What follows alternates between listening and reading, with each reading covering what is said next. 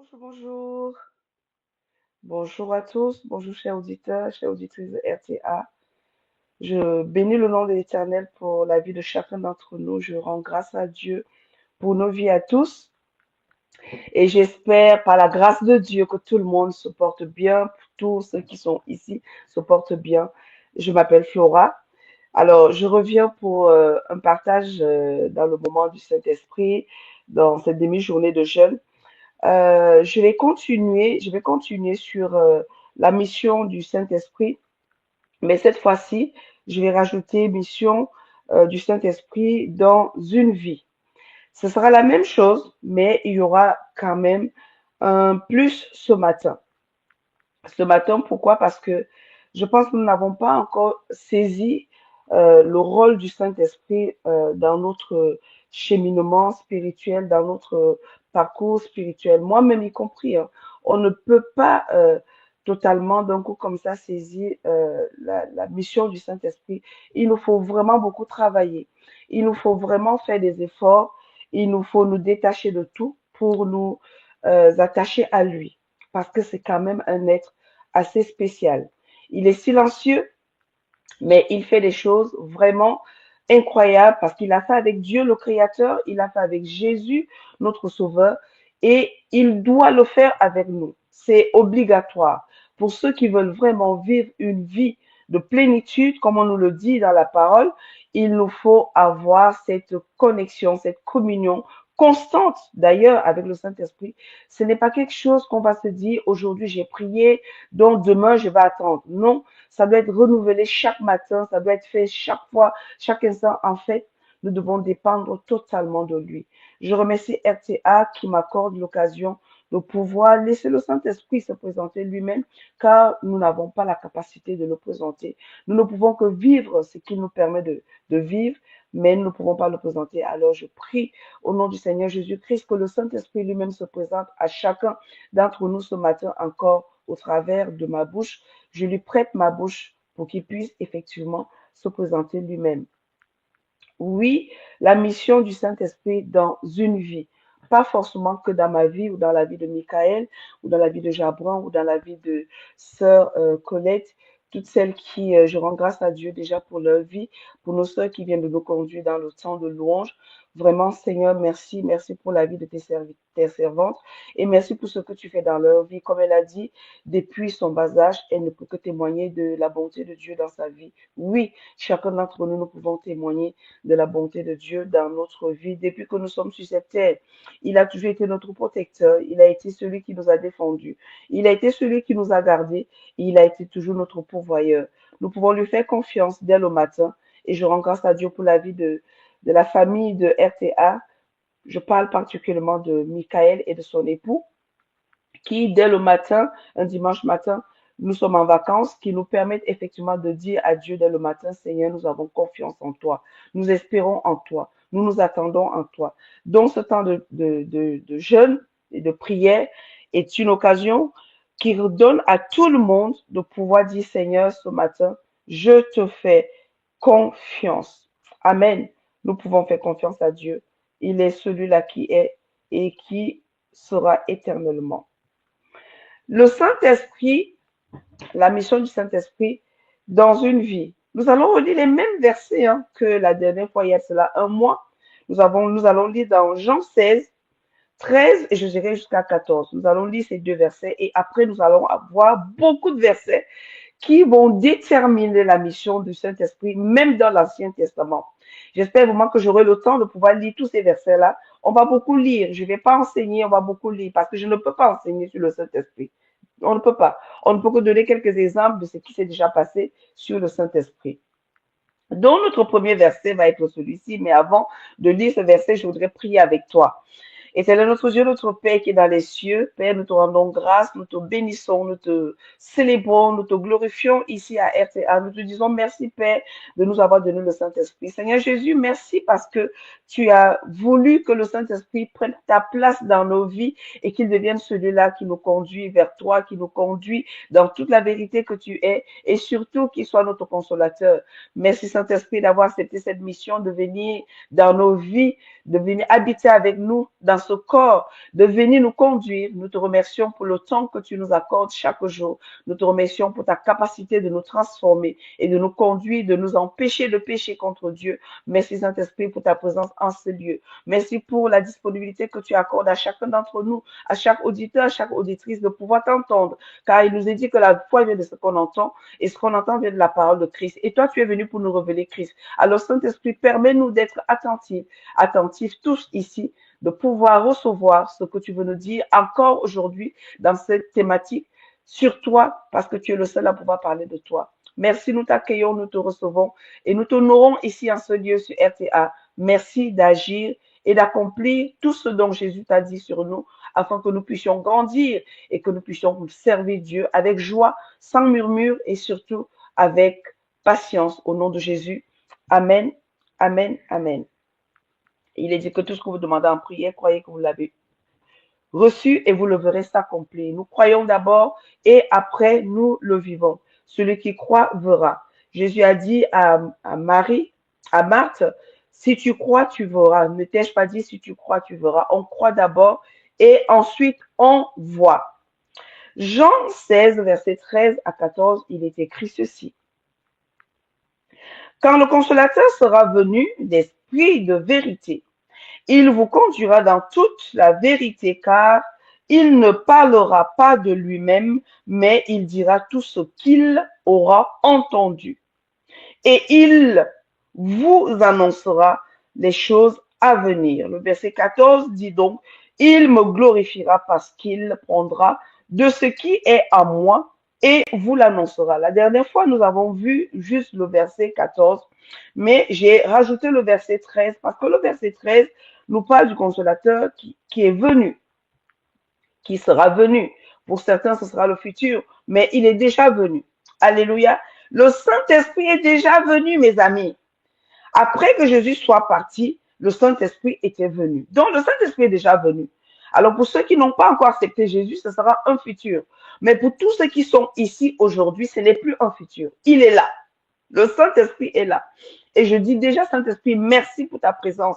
Merci, Saint-Esprit. Nous t'honorons ici sur RTA et nous voulons vivre selon ce que Jésus a accompli pour nous, car tu le sais et tu nous le révéleras aujourd'hui. Saint-Esprit, nous te disons merci parce que tu viens glorifier Jésus dans nos vies. Saint-Esprit, nous te disons merci parce que tu viens nous révéler les choses cachées que nous ignorons. Nous te disons encore merci, Saint-Esprit. Nous t'honorons ici sur RTA, car RTA ne fonctionne pas sans toi. RTA ne peut pas avancer sans toi. RTA ne peut rien faire sans toi. Parce que RTA compte sur toi et s'appuie sur toi, puisque tu es celui-là qui nous révèle Jésus. Et si nous voulons parler de Jésus qui guérit, si nous voulons parler de Jésus qui transforme les vies, si nous voulons parler de Jésus qui a fait les grandes choses pour nous, nous avons besoin de toi pour pouvoir nous révéler cela. Merci Saint-Esprit d'honorer Jésus et de glorifier Jésus en ce lieu. Le Saint-Esprit est venu, effectivement. Je vais reprendre un peu, comme la dernière fois, il y a cela un mois, sur RTA, nous avons déjà partagé ce temps avec le Saint-Esprit. Je vais reprendre la même chose jusqu'à ce que j'arrive sur le plus d'aujourd'hui. Le Saint-Esprit vient nous amener à être comme Jésus. Je l'ai dit la dernière fois que le Saint-Esprit n'est pas celui-là qui vient pour nous secouer, nous jeter par terre, nous brutaliser. Non, non, non, non. Ce n'est pas ce qu'il est venu faire. Il est venu faire quelque chose de merveilleux. Il est venu faire quelque chose qui parfois même peut être silencieux en nous. Il est venu faire quelque chose qui peut être vu de tous parce qu'il aura déjà travaillé en nous. Le verset 14 dit qu'il viendra glorifier Jésus parce qu'il prendra de ce qui est à Jésus et nous l'annoncera à nous. Chers auditeurs, chères auditrices de RTA, c'est Jésus qui dit dans Jean 16, 13 et 14 ce que nous sommes en train de dire ce matin. Ce n'est ni Flora, ni RTA. C'est Jésus-Christ, le Fils du Dieu vivant lui-même, le ressuscité parmi les morts, celui qui a vaincu la mort, celui qui a les clés du séjour de la mort et de la vie. Celui-là, effectivement, en qui nous avons mis notre confiance parce qu'il sauve.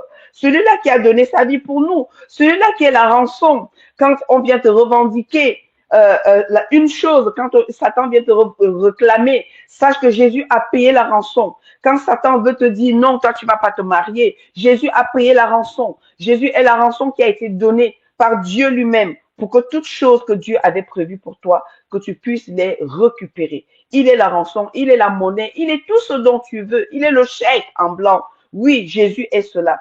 Alors le Saint-Esprit a pour rôle de venir nous révéler ce que Jésus a fait pour chacun d'entre nous.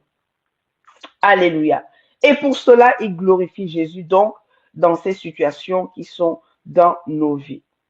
La Bible nous dit donc que la foi vient de ce qu'on entend et ce qu'on entend vient de la parole de Christ. Si Christ nous dit que le consolateur vient ou il est venu, à nous vraiment de croire en ce que Christ dit, parce que c'est cela qui fera notre foi. Tous ceux qui aiment le Saint-Esprit comme but de mettre en avant sans arriver à Jésus ne connaissent pas le Saint-Esprit. Nous l'avons déjà vu, je fais juste un rappel ce matin. Parce que notre attachement au Saint-Esprit nous conduit droit à Jésus. Si quelqu'un est attaché au Saint-Esprit, cela nous conduit à Jésus. Oui, j'entends quelqu'un dire, Flora, tu veux dire qu'il y a un faux Saint-Esprit. Bien sûr que beaucoup peuvent paraître qu'ils ont le Saint-Esprit, mais ne l'ont pas. Parce que le Saint-Esprit ne peut pas nous conduire vivre autre chose que ce que Jésus a accompli. Si Jésus nous a sauvés d'une vie déréglée, je veux parler de l'adultère, d'une vie de débauche, nous ne pouvons pas retourner dedans.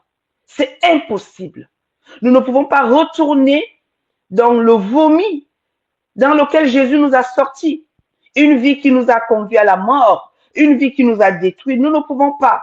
Parce que si le Saint-Esprit a pris la place pour nous conduire dans ce que Jésus a fait, il est celui-là qui nous dit ce que nous devons faire et ce que nous ne devons pas faire. La Bible nous dit que le Saint-Esprit nous convainc de péché, de justice et de jugement. Donc, l'attachement au Saint-Esprit, la vie constante avec le Saint-Esprit ne peut pas nous ramener en arrière. Je veux dire ce matin que oui, nous sommes appelés à mener une vie de discipline, une vie constante avec le Saint-Esprit. Quelqu'un me dira, Flora, ce n'est pas facile, je le sais et je l'approuve. Ce n'est pas facile. Mais nous sommes appelés, je le dis bien, nous sommes appelés bien-aimés. Les temps dans lesquels nous sommes nous amènent plus à vivre une vie de relâchement. Tu vas me dire, Flora, est-ce que c'est facile? Je dis oui, ce n'est pas facile, bien-aimé. Je t'entends dire ce n'est pas facile. Mais nous sommes appelés. Et je crois que mon rôle ce matin, encore une fois de plus, je rends grâce à Dieu pour la vie de notre sœur Michael, qui a demandé encore à Flora de venir ce matin pour parler du Saint-Esprit. Je ne suis pas venue pour te faire comprendre que oui, nous pouvons faire ce que nous voulons et puis Dieu va comprendre parce qu'il est amour. Non. S'il nous a donné le Saint-Esprit a un rôle à jouer dans ta vie, dans la mienne. Et ce rôle-là, c'est pour nous amener à vivre ce que Dieu a pour nous. Oui, quand Dieu nous a créés, il a établi sur notre vie des choses que nous devons accomplir. Mais avant de vivre ces choses-là, Dieu nous a consacrés. Et cette vie de consécration, nous avons besoin du Saint-Esprit. Je veux dire que celui ou celle qui est intéressé par une vie de consécration ne peut pas laisser le Saint-Esprit dans le placard, ne peut pas laisser le Saint-Esprit dans un sac, ne peut pas laisser le Saint-Esprit dans un lieu en disant, quand j'aurai besoin du Saint-Esprit, j'irai le chercher dans ce lieu-là. Quand j'aurai besoin du Saint-Esprit, eh bien, je prendrai un temps pour prier. Le Saint-Esprit pour nous aider à étudier la Bible, le Saint-Esprit pour nous aider à élever notre famille, le Saint-Esprit pour aider une femme, je l'ai déjà dit et je le redis encore, à aider une femme à pouvoir gérer son foyer. Le Saint-Esprit peut aider un homme à gérer sa famille, à amener une direction, à avoir une vision selon que Dieu a prescrit pour lui dans sa destinée. Le Saint-Esprit a un rôle important dans notre vie et nous ne pouvons pas ignorer cela. Alléluia. Alors, bien-aimés, je voudrais que ce matin, toi et moi, nous soyons attentifs ce que le Saint-Esprit voudrait encore nous rappeler alors que nous avons déjà fait cette partie et que je suis en train de reprendre. Certainement, il parlera autrement que la dernière fois. Et c'est pour ça que je me permets de me laisser conduire une fois de plus sur quelque chose que nous avons déjà partagé ensemble. Bien-aimés, le Saint-Esprit nous conduit droit à Jésus pour que nous puissions non seulement vivre ce que Jésus a déjà fait par rapport à une maladie, par rapport à une souffrance, par rapport à une situation, par rapport à une décision. C'est pour ça parfois des choses peuvent revenir. Tant que nous n'avons pas compris ce qu'il faut faire par rapport à notre caractère, une situation peut revenir, elle peut se répéter jusqu'à ce qu'on comprenne pourquoi Dieu voudrait que nous vivons cette chose encore une seconde fois. La seconde fois est là pour nous permettre d'avancer. Mais tant que nous n'avons pas saisi la clé nécessaire, dont la vérité qu'il y a dans cette affaire, la vérité peut être que Satan nous réclame. La vérité peut être que nous sommes réclamés par les choses qui ont été faites dans notre famille. La vérité peut être que Dieu veut nous amener quelque part et il a besoin de notre capacité d'accepter ce qu'il veut faire avec nous. Donc, si nous ne connaissons pas cette vérité, nous ne pouvons pas avancer, nous ne pouvons pas connaître la délivrance, nous ne pouvons pas vivre une vie de liberté. Une vie de liberté parce que le Saint-Esprit vient nous rendre libres. Amen. Jean 14, 6 dit que Jésus est la vérité. C'est Jésus qui dit. Jésus dit, je suis le chemin, la vérité et la vie. Nul ne vient au Père que par moi. Alléluia. C'est Jésus qui dit ces paroles. Le Saint-Esprit est le seul qui peut nous conduire dans la vérité qui est Jésus. Bien sûr, à Jésus qui est le chemin, la vérité et la vie. Le Saint-Esprit seul.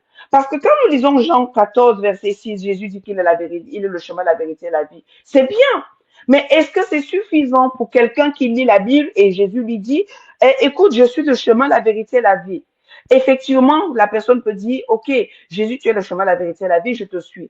Mais il faut, plus tard, quand la personne aura pris du temps avec Jésus à chercher le chemin, à comprendre Jésus, le Saint-Esprit est donc celui-là qui vient nous prendre dans la main et nous montrer parce que ce n'est pas juste un chemin.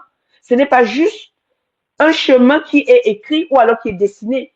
C'est un style de vie. Ça veut dire qu'il y a un style de vie à vivre chaque jour. Cela s'appelle un chemin. La vérité, c'est ce qui sera révélé chaque jour qui nous permettra de vivre la vie que Dieu a prévue pour nous. Effectivement, Jésus dit qu'il est le chemin, la vérité et la vie. C'est en gros. Mais le Saint-Esprit est celui qui vient nous donner le détail de ce que Jésus dit ici dans Jean 14, verset 6.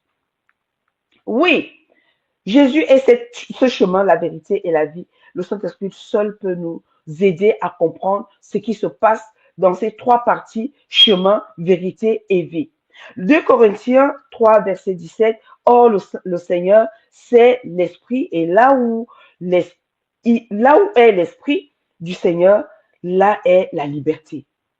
Nous ne pouvons pas être avec le Saint-Esprit et vivre encore la servitude. C'est impossible. Il est le libérateur, il est le défenseur, il est le conseiller. Ça veut dire que si nous avons besoin de prendre une décision, le Saint-Esprit peut nous aider à prendre une décision si nous lui demandons avant.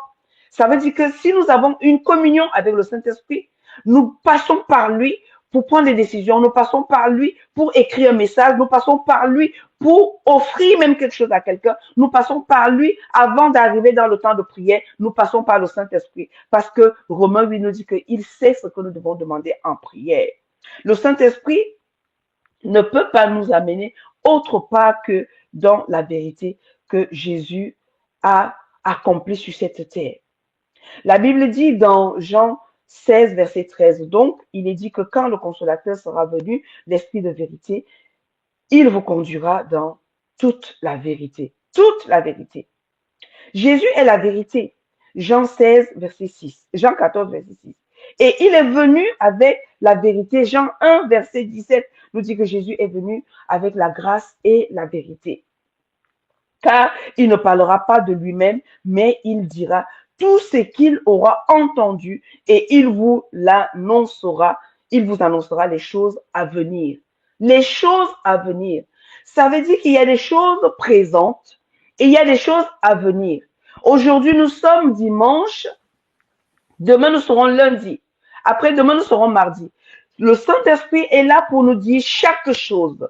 Il nous dit les choses d'aujourd'hui et il nous dira des choses de demain.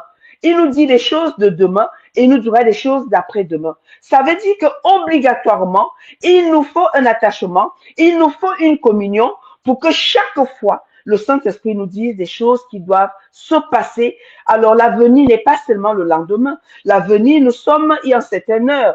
nous sommes une heure et l'heure d'après, la seconde d'après est déjà l'avenir. Ce n'est pas forcément demain, mais c'est encore aujourd'hui. Mais sauf que chaque chose qui vient après l'autre est l'avenir. Et à cet instant, je ne sais pas ce qui va se passer il y a cela quelques secondes après. Mais sauf que le Saint-Esprit peut me dire, Flora, lève-toi et sors. Le moment où je sors, j'ai accepté de vivre mon avenir. Alléluia.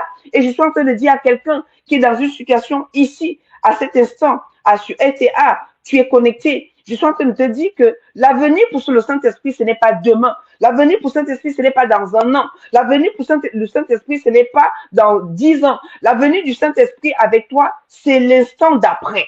Alléluia. C'est l'instant d'après. Pourquoi? Parce que le Saint-Esprit, il sait exactement ce qui va se passer dans quelques secondes, que moi, je ne sais pas. Et il y a un temps de témoignage qui arrive juste après moi. Ce temps de témoignage, le Saint-Esprit sait déjà.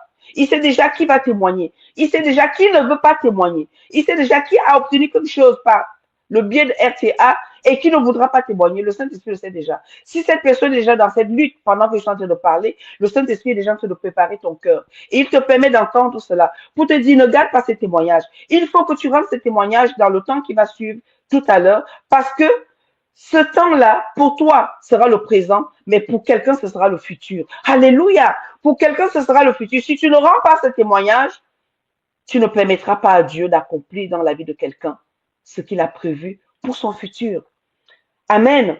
Donc, le Saint-Esprit a ses capacités. Alors, ces capacités, nous ne pouvons pas les vivre si nous n'avons pas une communion avec lui, si nous ne passons pas du temps avec lui.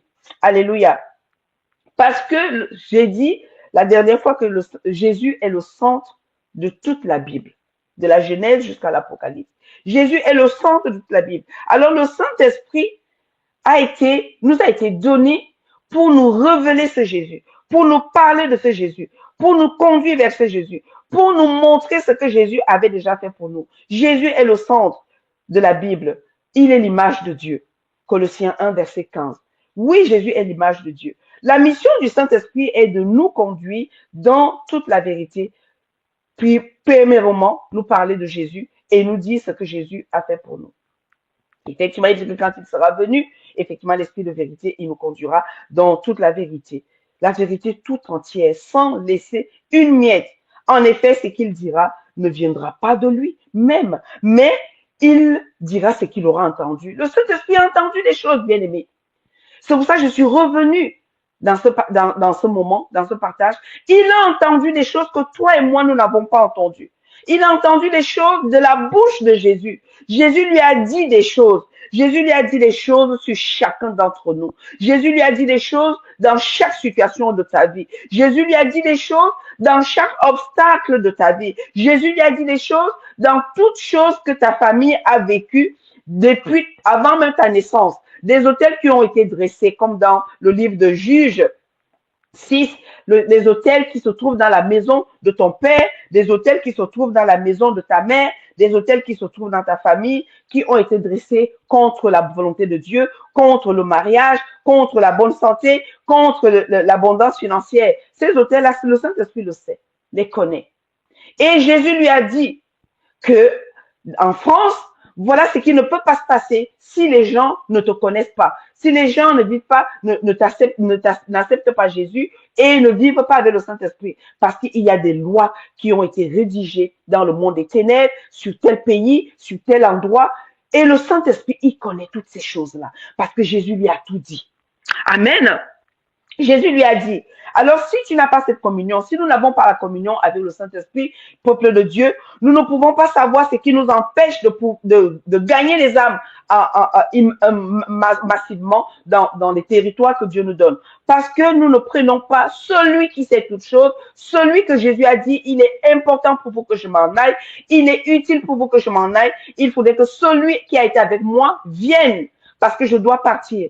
Nous n'arrivons pas à évangéliser massivement parce que nous n'avons pas la conduite du Saint-Esprit. Nous n'avons pas le Saint-Esprit avec nous. Le Saint-Esprit m'a fait comprendre que Flora, vous ne pouvez pas faire de la masse si vous n'avez pas, si je ne suis pas avec vous, si vous ne m'aidez pas en avant, parce que je suis celui qui connaît les cœurs. Je suis le seul qui connaît le péché de toute personne. Je suis le seul qui peut convaincre quelqu'un de laisser le péché. Je suis le seul qui peut dire à un homme, il est temps maintenant que tu viennes à Jésus. Je suis le seul qui prépare les cœurs. Même ceux qui n'ont pas encore accepté Jésus, je peux travailler avec eux. Mais vous, quand vous devez partir, vous devez d'abord passer du temps avec moi. Vous devez d'abord me demander de vous conduire. Vous devez me demander de vous amener là où il faut, parce qu'il y a des endroits que vous ne devez pas vous rendre, parce qu'à cet endroit-là, les âmes ne sont pas prêtes, les cœurs ne sont pas prêts. Alors, ce matin, oui, c'est pour ça qu'il fallait reprendre ce temps, parce que le Saint-Esprit avait quelque chose à dire à un groupe de personnes, à une communauté, à un foyer, que sans le Saint-Esprit, bien-aimés, nous allons continuer à vivre une vie de malheur au lieu de vivre une vie de bonheur. Alléluia. Le Père, le Fils et le Saint-Esprit sont trois. Donc, on nous enseigne la Trinité. Mais des trois, un seul a bien voulu prendre notre nature, donc Jésus-Christ, le Fils du Dieu vivant, qui a pris notre nature, donc il s'est incarné, il a pris le corps, la chair de l'homme.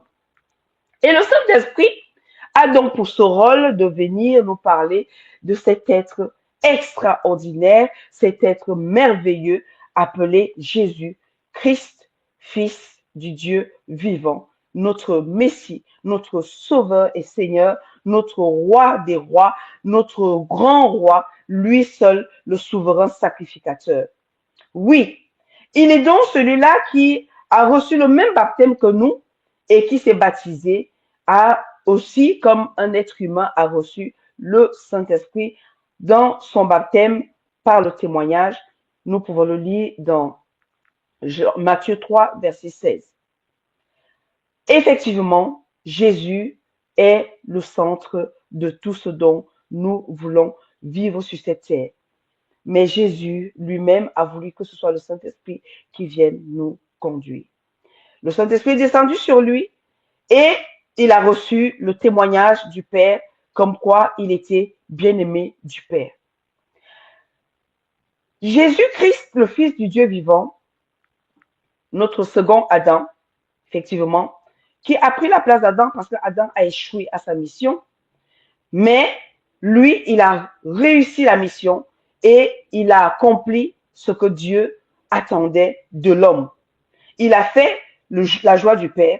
Et ce Jésus, donc, nous a dit qu'il faut qu'il nous envoie quelqu'un d'autre, le Saint-Esprit. Jésus, l'image de Dieu, a reflété la gloire du Père sur la terre.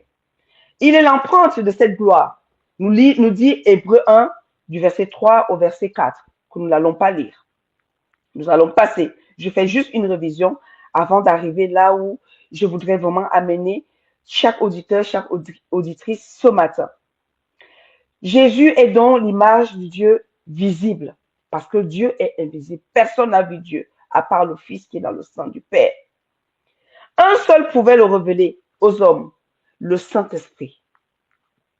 Celui parmi les trois qui peut nous parler de Jésus ou du Père lui-même, c'est le Saint-Esprit.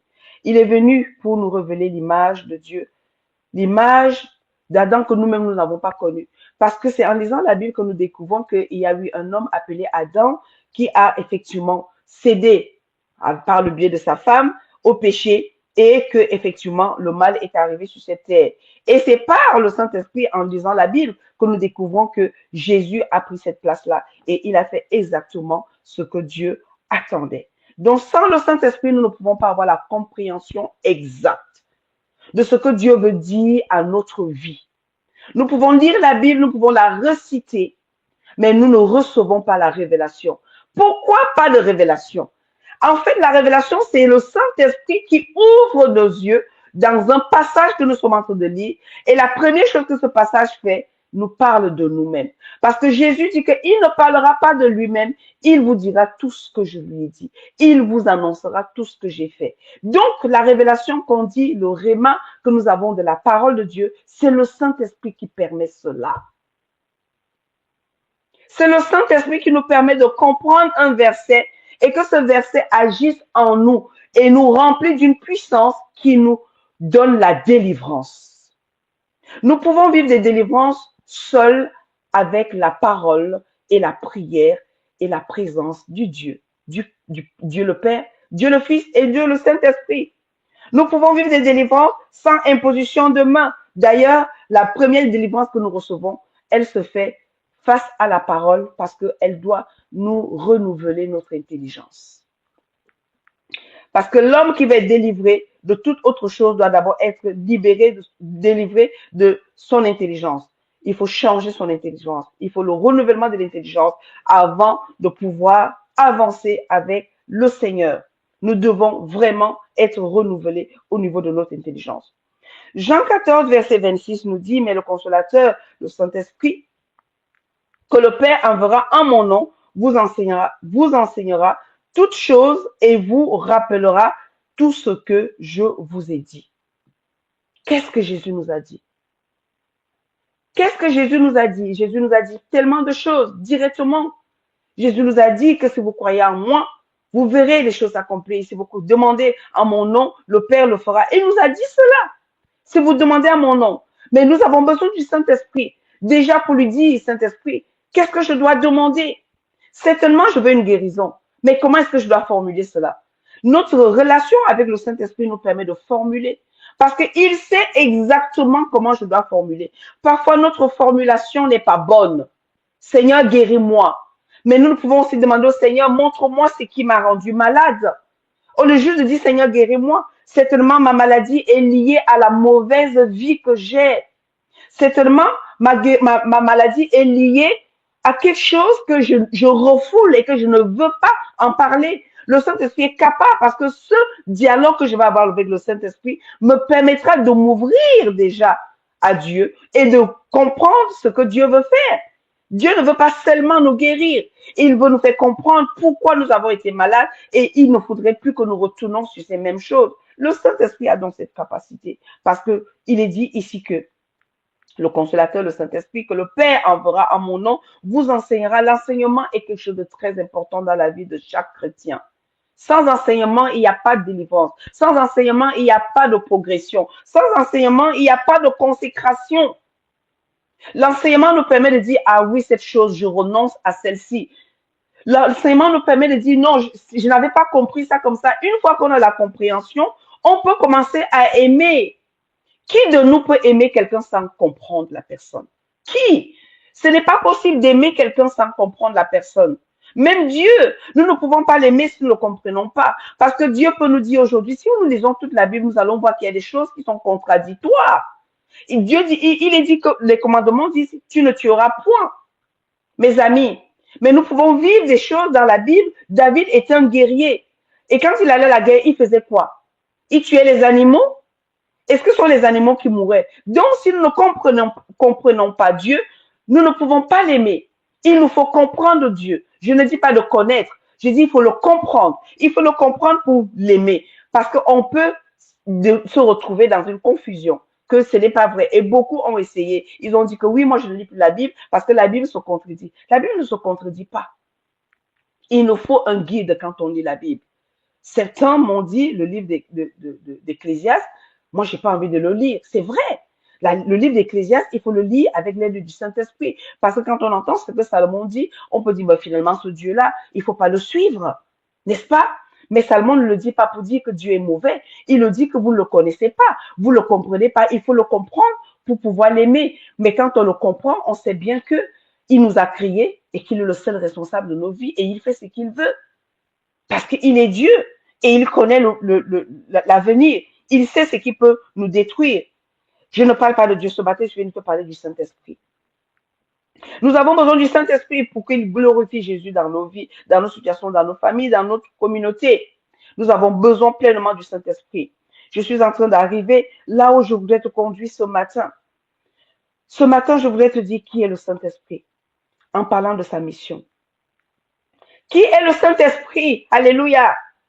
Qui est dans le Saint-Esprit? Qui est dans le Saint-Esprit? On va dire c'est la deuxième partie du Saint-Esprit, la mission du Saint-Esprit. Qui est dans le Saint-Esprit. Le Saint-Esprit est la troisième personne de la divinité. Matthieu 28, verset 19. Nous allons le lire. Matthieu 28, verset 19. Lisons-le. Il est écrit, Jésus dit, allez faites de toutes les nations des disciples, les baptisant au nom du Père, du Fils et du Saint-Esprit. Il est la troisième personne de la Trinité. Alléluia. Il est le souffle du Tout-Puissant. Le Saint-Esprit est le souffle du Tout-Puissant. Lisons dans Job 33, verset 4. Le Saint-Esprit est le souffle du Tout-Puissant. Job 33, verset 4. Job 33, verset 4. Le Saint-Esprit est le souffle du Tout-Puissant. Job 33, verset 4, il est écrit ceci, l'Esprit de Dieu m'a créé et le souffle du Tout-Puissant m'anime. Alléluia! Animé! Le Saint-Esprit, quand il est attaché, quand quelqu'un est attaché au Saint-Esprit et quand on est en communion avec lui, il nous anime. Qu'est-ce qui se passe quand le Saint-Esprit nous anime? Vous êtes quelqu'un qui est de bons conseils, les amis. Quand le Saint-Esprit t'anime, il te rend quelqu'un qui est de bons conseils. Tu ne donneras jamais plus de mauvais conseils à qui que ce soit. Même à la pire des personnes, tu auras toujours un bon conseil à donner parce qu'il t'anime. Le Saint-Esprit, quand il t'anime, tu deviens quelqu'un. Tu n'as pas besoin qu'on te dise quelque chose, que la personne qui est en face de toi, la personne qui vient demander de l'aide, te parle de tous ses problèmes. Le Saint-Esprit qui t'anime commence à mettre dans ton esprit ce qui se passe dans la vie de la personne, le problème qu'il faut régler à l'instant où la personne est devant toi. Sans te raconter toute la vie de la personne, mais le besoin de la personne. Donc, cela sortira de ta bouche. Et la personne, parce que le Saint-Esprit veut rassurer la personne en face que c'est moi qui t'ai amené ici, oui, il nous conduit. Pour que tu puisses entendre ce que Dieu veut dire sur ta situation. Car le Saint-Esprit anime un être. Il permet à cet être-là de supporter certaines choses. C'est pour ça que nous trouvons ce verset-là dans Job 33, verset 4. Il est l'esprit de la création.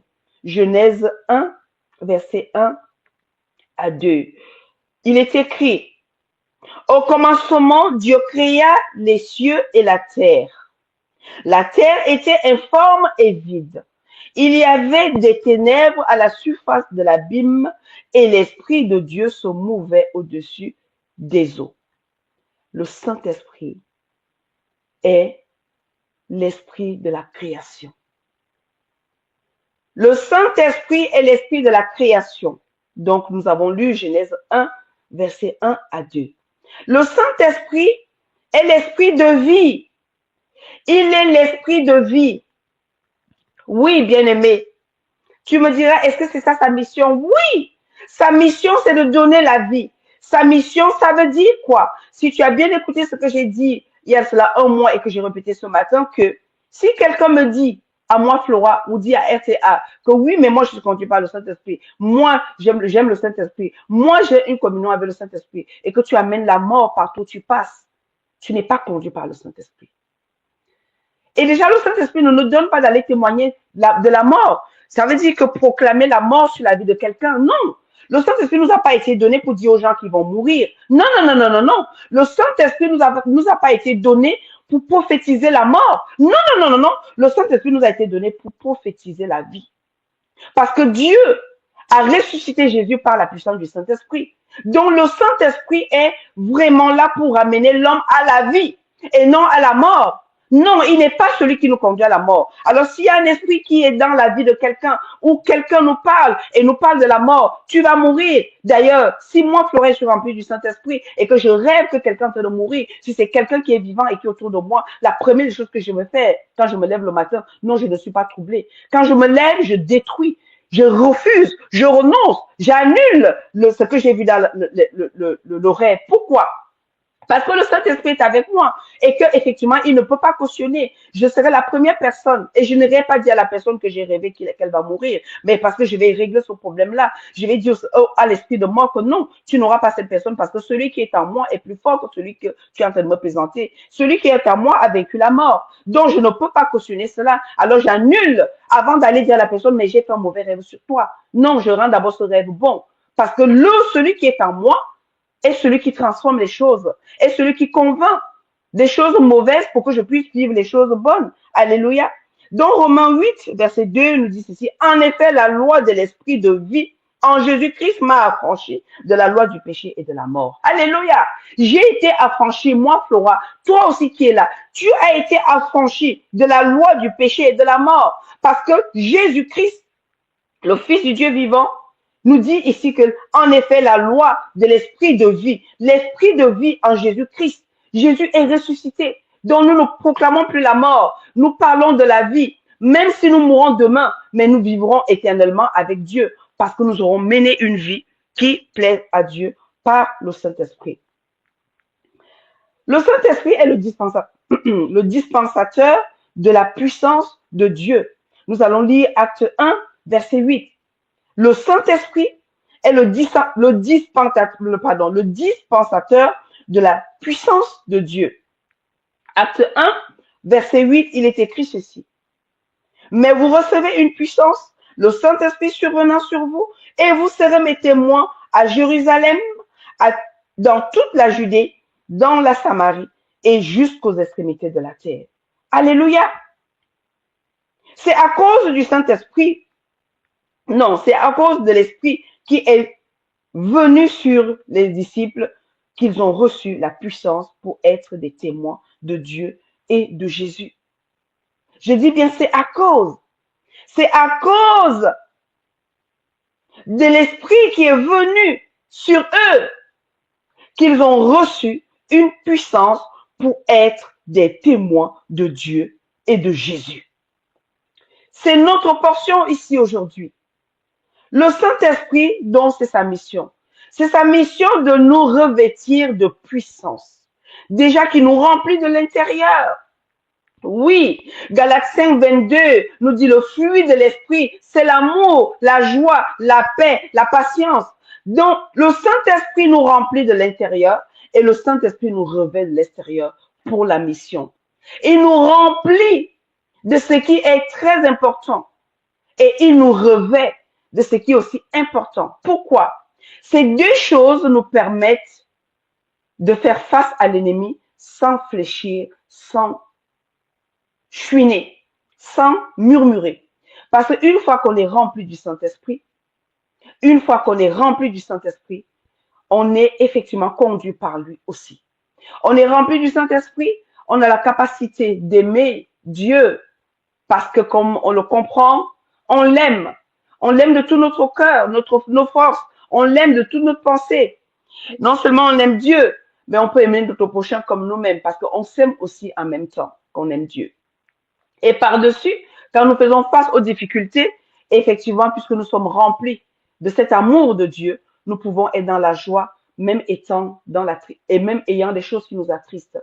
Nous pouvons être dans la paix, même étant en train d'attendre une solution dans une demande, une démarche. Nous sommes en paix.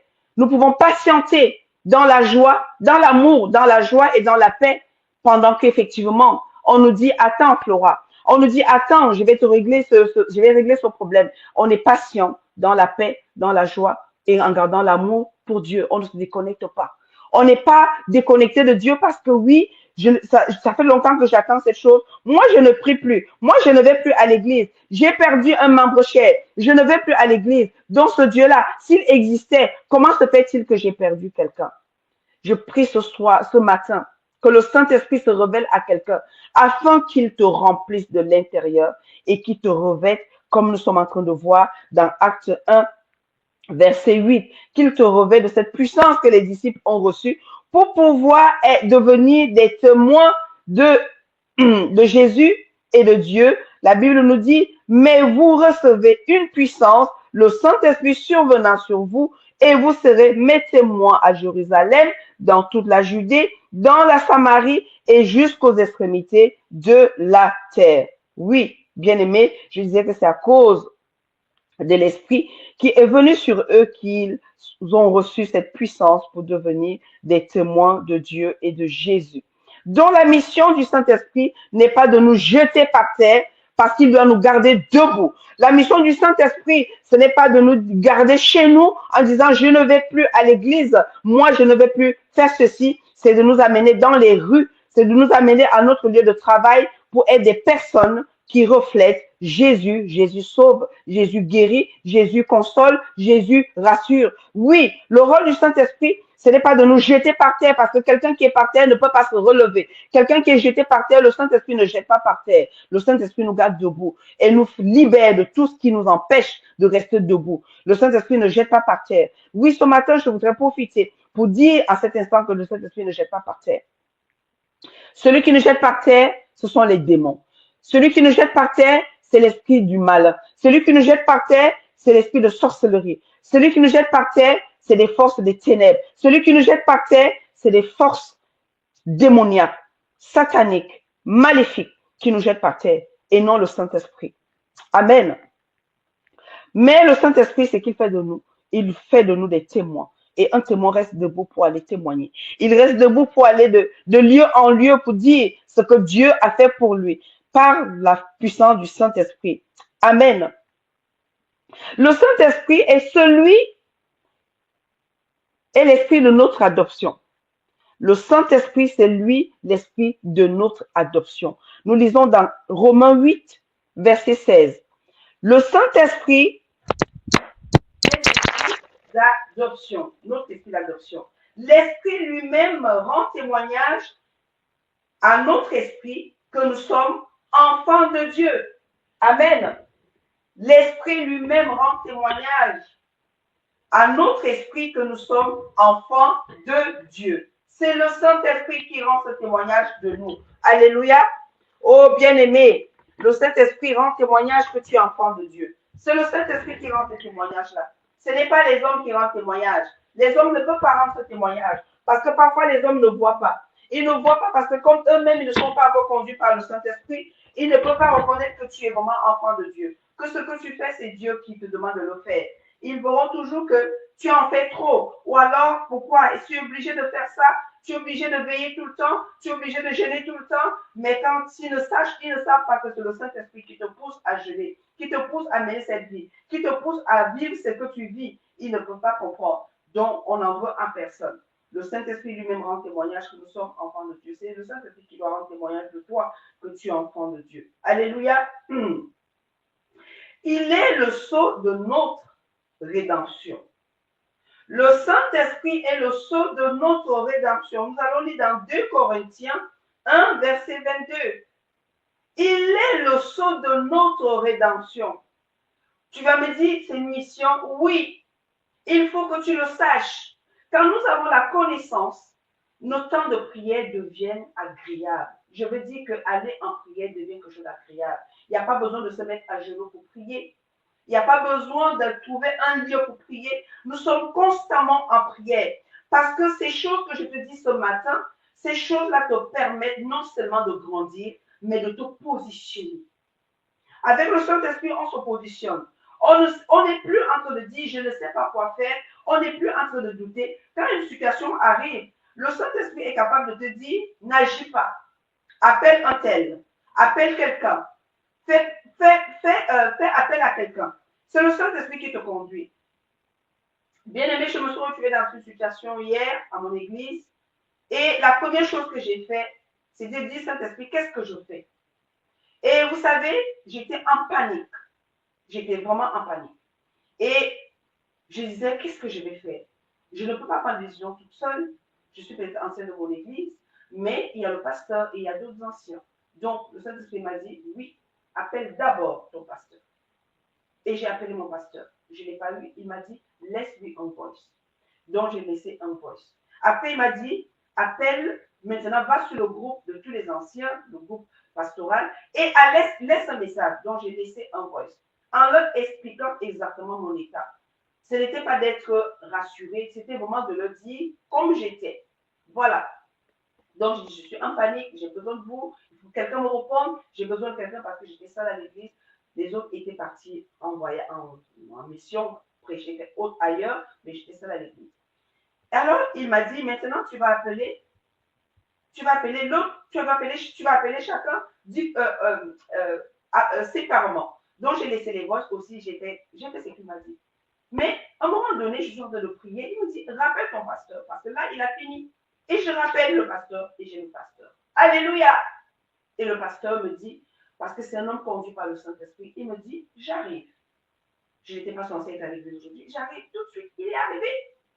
Et j'ai dit, Saint-Esprit, youpi, tu es vraiment formidable. Je t'aime pour ça, parce que tu as toujours la solution. Mes amis, avec lui, nous avons toujours une solution. Même si la chose n'est pas résolue, mais nous avons la solution qui nous procure la paix, parce qu'il est l'instrument de paix. Je disais donc qu'il est le sceau de notre rédemption. Oui, 2 Corinthiens 1, verset 22, il est écrit ceci. C'est Paul qui dit que Dieu nous a marqués d'un sceau et a mis dans nos cœurs les arts de l'esprit. C'est Paul qui dit cela. Je vais lire. Nous venons de lire dans 2 Corinthiens 1, verset 22. Alors Paul dit que Dieu nous a marqués d'un sceau et a mis dans nos cœurs les arts de l'esprit. Je voulais encore dire quelque chose. Le Saint-Esprit, il est celui qui nous console du départ de Christ. Le Saint-Esprit est celui qui nous console du départ de Christ. Tu me diras, mais c'était pour les disciples. Oui, le départ de Christ dans ta vie se manifeste comment?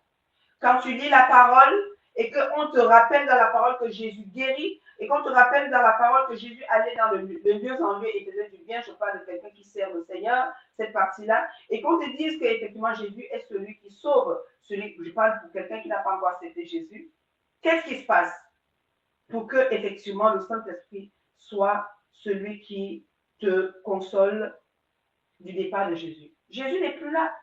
Pour accepter Jésus, il faut que le Saint-Esprit te convainc de péché. Donc, il te console.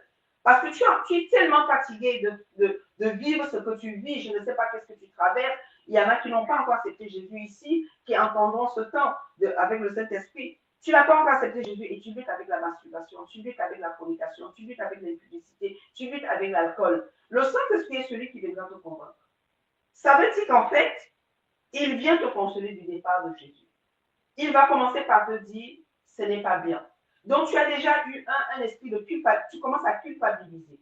Tu culpabilises de ce que tu fais. À chaque fois que tu vois le lendemain, tu culpabilises. Le Saint-Esprit est déjà en action. Il est déjà en train de te faire comprendre que ce n'est pas bien. C'est pour ça que tu culpabilises. Maintenant, il veut que tu fasses plus que ça. Il va finir par te convaincre que c'est un péché et que Dieu n'est pas d'accord. Donc, le Saint-Esprit nous console du départ de Jésus. Pour un serviteur, comment est-ce que le Saint-Esprit fait consoler du départ de Jésus? Jésus dit que si nous croyons en lui, nous ferons des choses qu'il fait, des œuvres qu'il fait, et nous en ferons des plus grandes. Mais tu te rends compte que depuis ta marche avec Christ, il n'y a pas quelque chose que tu as fait dans la vie de quelqu'un qui est à l'image des miracles de Jésus. Le Saint-Esprit viendra te dire, il viendra te montrer comment faire. Donc, il vient te consoler, il va te dire qu'il faut passer plus de temps en secret pour prier pour les malades. On ne commence pas à guérir les malades sans prier pour les malades en secret. Non, non, bien aimé, c'est impossible. On ne commence pas effectivement à agir pour Dieu sans avoir une vie secrète. Ça veut dire qu'on passe du temps avec le Seigneur. On lui dit, Seigneur, vraiment, on a le cœur brisé pour ceux qui sont malades. On a le cœur brisé pour les foyers qui se brisent. On a le cœur brisé pour les jeunes qui sont en train de vivre une vie déréglée. On a le cœur brisé dans le secret. Et dans ce désir que nous avons dans le secret, Dieu voit et il peut nous confier des âmes. Parce que c'est délicat, même si quelqu'un peut vivre une vie déréglée, Dieu ne voudrait pas confier des âmes aux personnes qui sont capables de les tuer par la suite. Non, ils sont déjà mal comme ça pour que Dieu les confie encore à un serviteur, à une servante qui va les détruire. Malheureusement, cela arrive encore aujourd'hui. Beaucoup suivent des personnes qui ne peuvent pas leur garantir leur salut. C'est dommage. Je prie pour que toute personne qui suit un mauvais berger soit libérée de sa main au nom puissant de Jésus-Christ. Amen. Donc, je disais qu'il est celui qui nous console du départ de Jésus. Dans la version Semeur, on nous parle plutôt de défenseur en justice. Donc, il est celui qui nous défend après le départ de Jésus. Il est notre aide et notre intercesseur. Alléluia. Il est notre aide et notre intercesseur. Le Saint-Esprit est notre aide et notre intercesseur. Nous allons lire dans Romains 8, verset 26. Alléluia. Amen. Amen. Il est notre aide et notre intercesseur. Romains 8, verset 26, il est écrit ceci. De même aussi, l'Esprit nous aide dans notre faiblesse, car nous ne savons pas ce qu'il nous convient de demander dans nos prières. Mais l'Esprit lui-même intercède pour nous par des soupirs inexprimables. Une fois que tu as la compréhension de ce que je suis en train de dire aujourd'hui, tu verras que effectivement, ta compréhension va t'aider à mieux te positionner même pour prier. Mes amis, quand nous prions sans la parole, nos prières ne sont pas profondes. Qu'est-ce que j'appelle par profondeur ici? Vous savez, quand vous allez en prière avec une parole et que vous vous concentrez sur la parole que vous avez lue, le verset que vous avez lu et que vous entrez en prière avec cette parole-là, en rendant grâce à Dieu pour cette parole-là, de ce que cette parole a déjà accompli dans votre vie. Et quand vous allez commencer, peut-être que le Saint-Esprit va vous conduire dans un moment de prière, de combat, effectivement, vous verrez qu'il y aura une profondeur.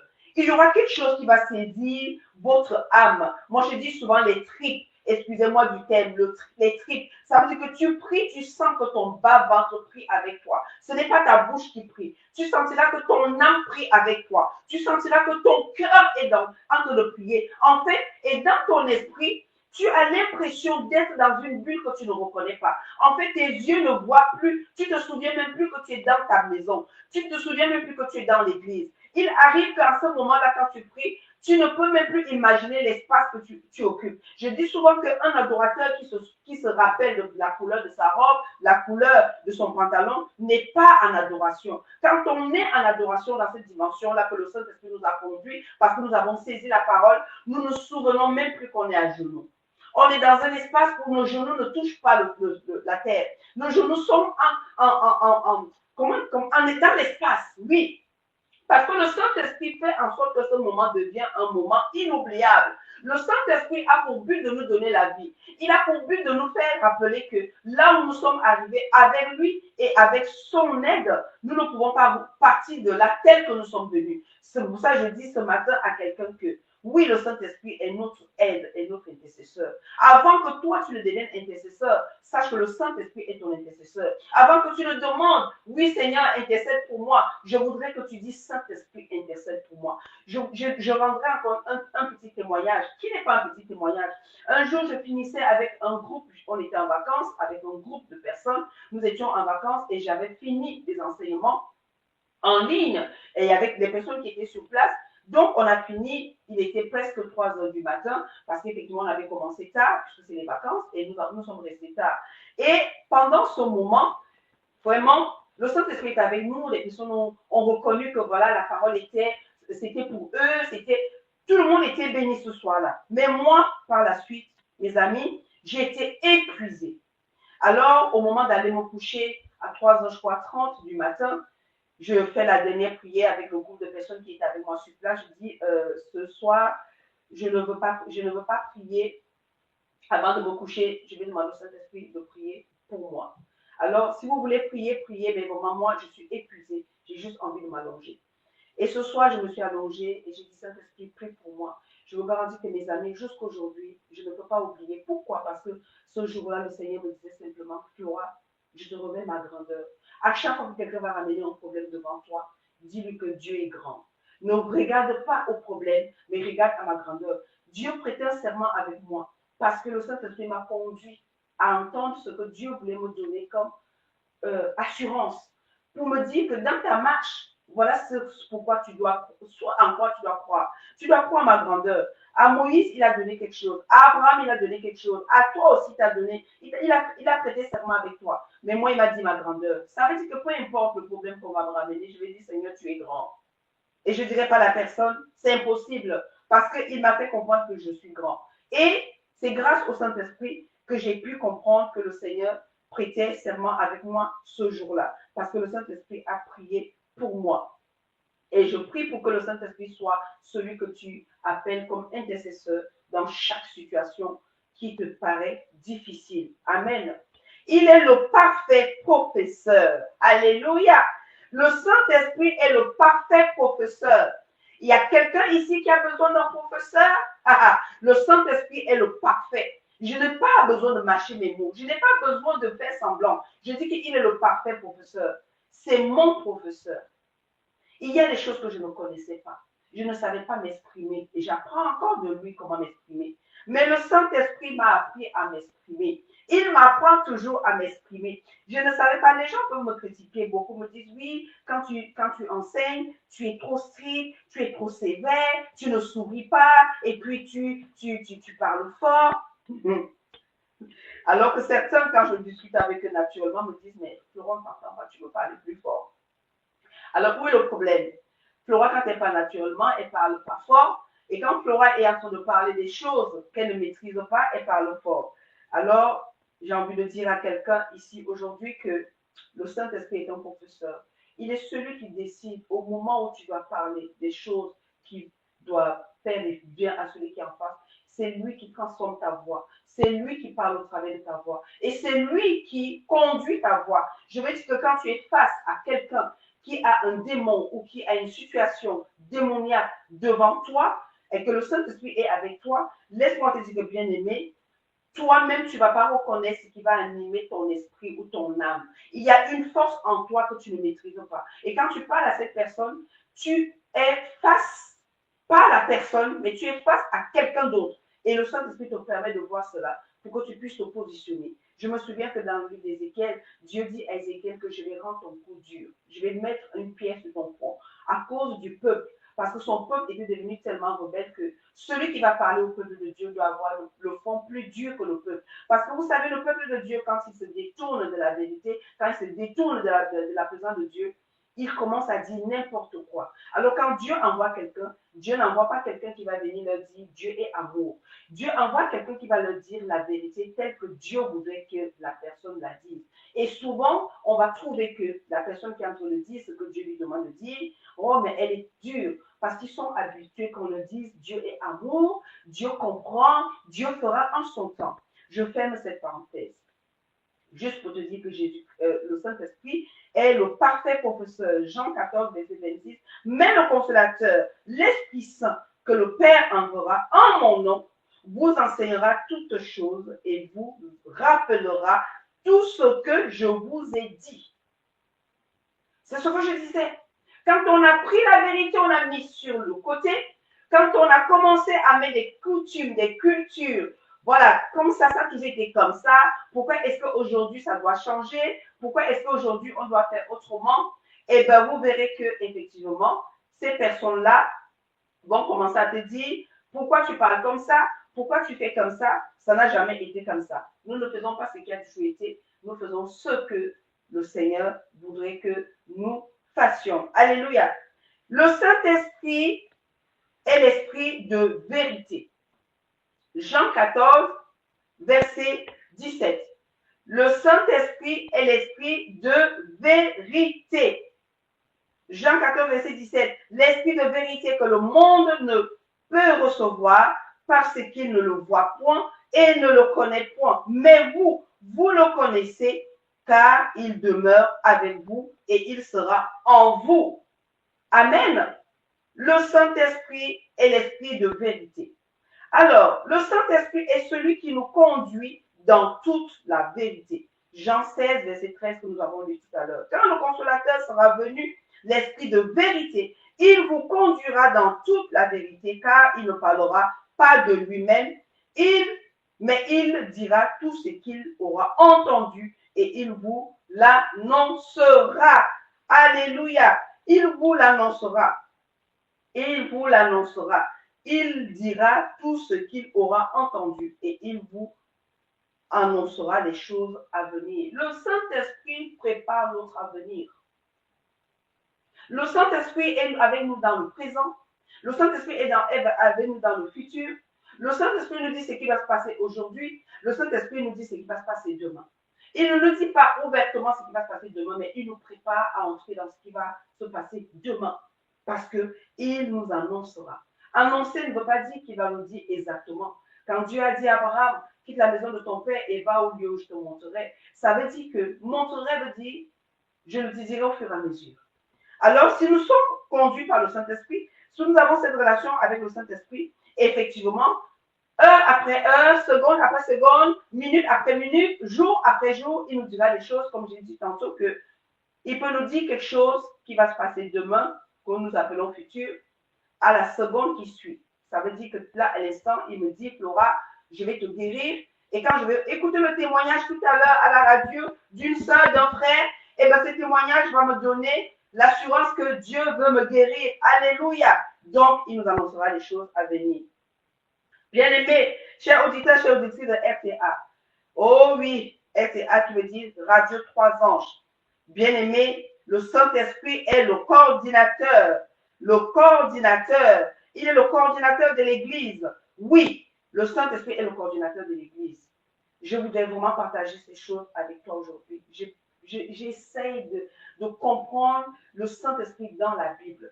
Alors, le Seigneur me fait grâce de pouvoir rassembler. Ça veut dire que quand je lis un verset et que je comprends quelque chose qui fait allusion au Saint-Esprit, je prends mon cahier et je note. Donc, j'ai une page, je vais écrire une page Saint-Esprit. Donc, tout ce qui est du Saint-Esprit, je vais noter le verset. Et tout ce qui est de Jésus guéri ou Jésus, je note. Tout ce qui est de Dieu a dit, eh ben, je note la parole de Dieu. Ça me permet effectivement d'organiser mes temps de prière. Le Saint-Esprit est le coordinateur de l'Église.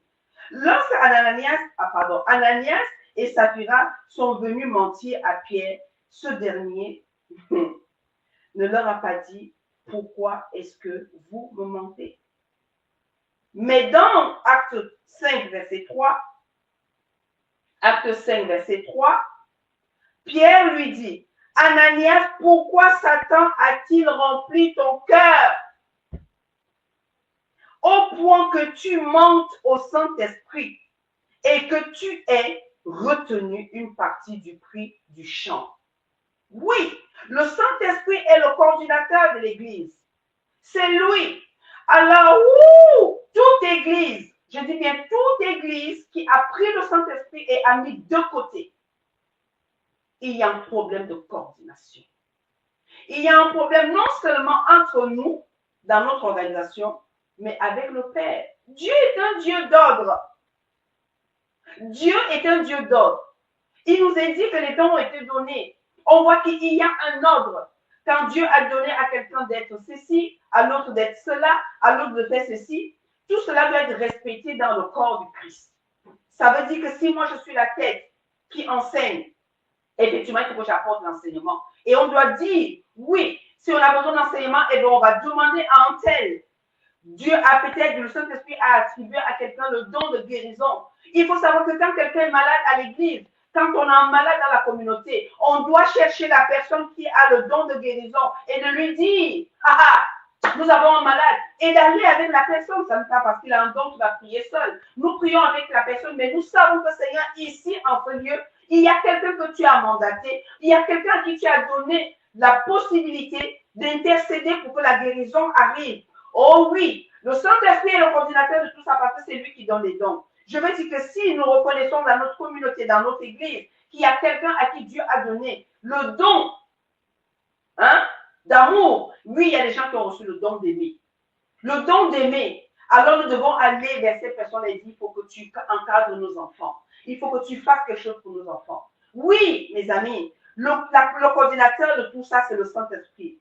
C'est le Saint-Esprit qui va nous révéler que telle personne a tel don, telle personne a ceci. Si tu as un problème de ceci, va voir telle personne. C'est le Saint-Esprit qui révèle que dans la cellule de prière de l'Église, de la communauté, peu importe le problème qu'on ramène dans cette cellule de prière, ce problème sera résolu parce que c'est un dossier que le Saint-Esprit prendra lui-même en main et le dire, vu que ce dossier est arrivé dans la cellule de prière, nous allons régler cela ensemble. On parle de la chambre haute. Dans toutes les églises, il devrait avoir une chambre haute, mais elle doit avoir sa place. Elle doit être reconnue comme telle.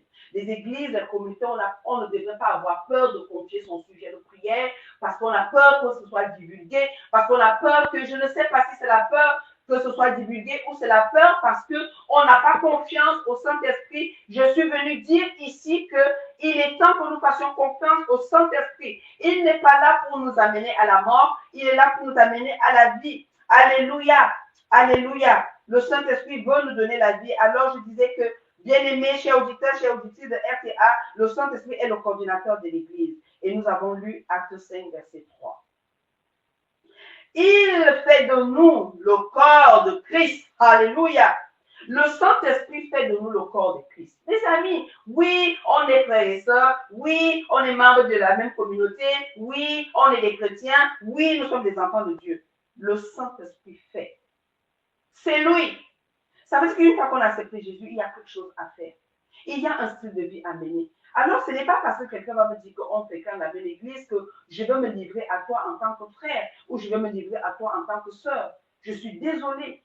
Ton style de vie et tes décisions, tes choix de vie déterminons si toi et moi, nous devons aller quelque part ensemble, si nous devons prier ensemble. Je vous dis qu'il y a des personnes que avec qui nous ne pouvons pas prier ensemble pour quelqu'un qui ne connaît pas Jésus. Je vais dire que si tu veux intercéder pour une personne qui a une situation compliquée, et tu prends une soeur ou un frère qui ne prend pas sa position dans le corps du Christ au sérieux, il y a de fortes chances que vous priez pour quelqu'un et que le Seigneur ne vous écoute pas. Parce que c'est d'un commun accord qu'on le fait. Et le commun accord n'est pas parce que nous sommes en train de prier ensemble. Sur quelle base nous allons prier?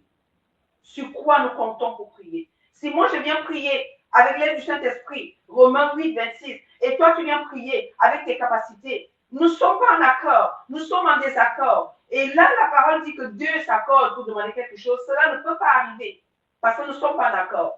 L'accord est que nous sommes conduits par le Saint-Esprit. Et nous demandons au Saint-Esprit de nous révéler ce que nous devons faire et de lui demander d'intercéder pour cette personne. Et que nous sommes venus là parce que Jésus nous a dit que nous pouvons faire les choses que lui a fait. Donc je crois que cette personne peut être guérie. Et si l'autre croit aussi que cette personne peut être guérie, en ce moment-là, nous pouvons ordonner à cette maladie de quitter le corps. Mes amis, on ne va pas juste pour commencer à prier. On se met en accord. Et le Saint-Esprit a ce rôle-là de coordonner les choses. Alléluia. Le Saint-Esprit coordonne les choses. Il est celui qui coordonne l'Église. Oui, le Saint-Esprit est celui-là aussi qui fait de nous le corps de Christ. Amen. Amen. Donc, nous allons lire dans 1 Corinthiens 12, verset 13. Nous avons tous, en effet, été baptisés dans un seul esprit pour former un seul corps, soit juif, soit grec, soit esclave, soit libre. Et nous avons tous été abreuvés d'un seul esprit. Bien-aimés, nous avons été abreuvés tous d'un seul esprit. Comment ça se fait que beaucoup ne prennent pas le Saint-Esprit au sérieux? Qu'est-ce qui s'est passé? De quoi t'abreuves-tu maintenant? Qu'est-ce que tu bois aujourd'hui?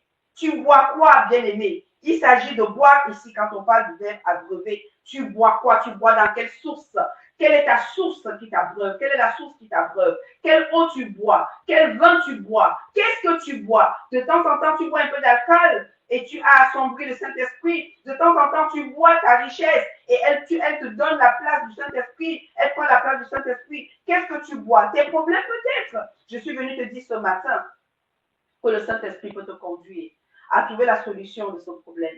Parce que si tu es encore vivant à cet instant, que cette maladie ne t'a pas entraîné, laisse-moi te dire que cette maladie n'est pas pour la mort. Cette maladie est pour le témoignage de Dieu. Si beaucoup sont morts avec cette même maladie et que toi, tu n'es pas mort, laisse-moi te dire que cette maladie est pour la gloire de Dieu, comme Lazare. Mais toi, tu ne mourras pas comme Lazare pour qu'on ait été ressuscité. Mais ça fait longtemps que tu es mort parce que cette maladie t'a volé la paix, elle t'a volé la joie, elle t'a volé même la jouissance. Mais ce matin, le Saint-Esprit veut te conduire dans toute la vérité, mais surtout, il veut te conduire à boire à sa source, à boire la vie, à boire la guérison, à boire la délivrance, à boire la libération, au nom puissant de Jésus-Christ. Amen. Bien-aimés dans le Seigneur, la mission du Saint-Esprit de nous conduire à Jésus, c'est encore le Saint-Esprit qui est le dispensateur des dons spirituels. 1 Corinthiens 12, verset 11 nous dit ceci. Un seul et le même esprit opère toutes choses, les distribuant à chacun en particulier comme il veut. Alléluia. Donc le Saint-Esprit est important dans notre cheminement avec le Seigneur. Il est important que chacun de nous, nous puissions avoir cette communion avec le Saint-Esprit, nous attacher au Saint-Esprit, lui donner la place. Je dirais oui, il faut donner la première place à Dieu. Mais je vais te dire ici, dans ce contexte, il faut donner la première place au Saint-Esprit. Parce qu'avant de prier, il faut que tu l'appelles. Il est celui qui connaît, il est celui qui intercède. Avant de commencer à prendre une décision, il faut vous dire, Saint-Esprit, je vais prendre une décision. J'ai besoin que tu viennes prendre cette décision à ma place. Avant de parler à quelqu'un, Saint-Esprit, je dois parler à quelqu'un. Je ne sais pas quoi lui dire. Avant, même avant, il faudrait que tu invites le Saint-Esprit. C'est par lui que Dieu a ressuscité Christ d'entre les morts bien-aimés. Et c'est par lui que seront ressuscités tous ceux qui sont morts en Christ. Bien-aimés, avant même de parler de la mort et de la résurrection, je voudrais te dire à cet instant que le Saint-Esprit veut faire en toi l'œuvre de la résurrection dans cette situation qui est morte, alors que effectivement elle fait partie de ta destinée et elle fait partie de l'établissement que Dieu a établi de la mission que Dieu a établie sur ta vie. Romains 8, verset 11 nous dit ceci. Et si l'esprit de celui qui a ressuscité d'entre les morts habite en vous, celui qui a ressuscité Christ d'entre les morts rendra aussi la vie à vos corps mortels par son esprit. Alléluia, qui habite en vous. Bien-aimé, peut-être que tu n'as pas reçu jusqu'à présent ce que tu cherchais. Je parle de ton corps ici. Oui. Dieu ne néglige pas notre corps. Notre corps est l'habitation de son esprit. Notre corps est le temple du Saint-Esprit. Je voudrais dire à quelqu'un que le passage du Saint-Esprit dans ta vie n'est pas pour te laisser dans un état de quelqu'un d'aigri, quelqu'un de mort, quelqu'un d'amer, quelqu'un de noir, quelqu'un... Non! Son passage dans ta vie ce matin, ici à FTA Radio 3 Anges, c'est pour te dire que cette situation t'a assez gardé dans le noir, t'a assez gardé dans la mort, t'a assez gardé dans le doute. Le Saint-Esprit est là ce matin, pas seulement à l'extérieur de toi, il est déjà en toi, mais il faudrait que cette communion se fasse. D'accord? Je prie que le Saint-Esprit fortifie ton homme intérieur à cet instant, pendant que tu écoutes ce moment. Qu'il fortifie ton homme intérieur et que tu saches qu'à cet instant-ci même, le Saint-Esprit est en train de donner la vie à ton corps physique. Parce que c'est par lui que Dieu a ressuscité Jésus-Christ des morts. C'est par lui que Jésus a été ressuscité. Le même que Dieu a utilisé cette même puissance pour ressusciter Jésus des morts, du séjour des morts. Jésus dit qu'il est important que le Saint-Esprit vienne parce que Dieu utilise la même puissance aujourd'hui. Au moment où je te parle, peut-être que tu es mort, je ne sais pas de quelle situation, tu es mort dans quelle situation, mais le Saint-Esprit que je suis en train de présenter à cet instant te ressuscite par la même puissance de cette chose.